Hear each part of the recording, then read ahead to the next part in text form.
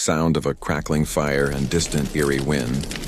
You know, America has its fair share of ghost stories and urban legends, like the Headless Horseman or Bigfoot. But tonight I want to tell you about a tale that's a little different. It's darker, it's stranger, and it comes from the fog-drenched mountains of West Virginia. This is the story of the Spearfinger. Pause for effect, let the atmosphere sink in. Now, the Spearfinger isn't your typical ghost.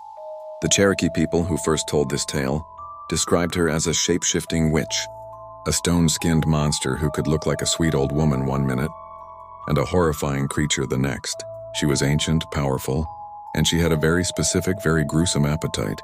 She craved livers, human livers, slightly faster, more intense pace.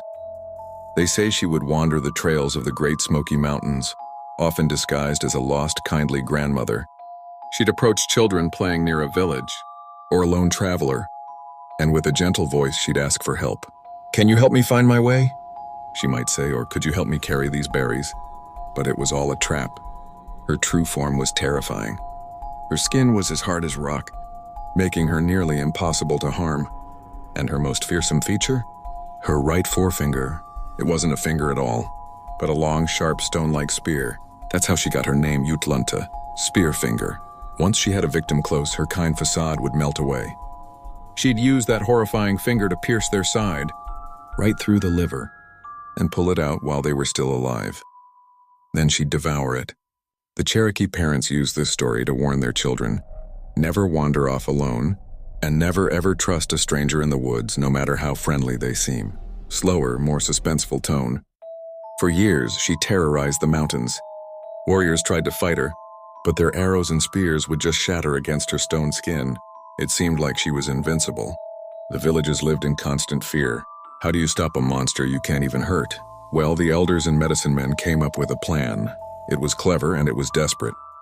They knew Spearfinger often crossed a certain mountain pass, so they dug a massive pit right in the middle of the trail and covered it with branches and leaves, creating a hidden trap.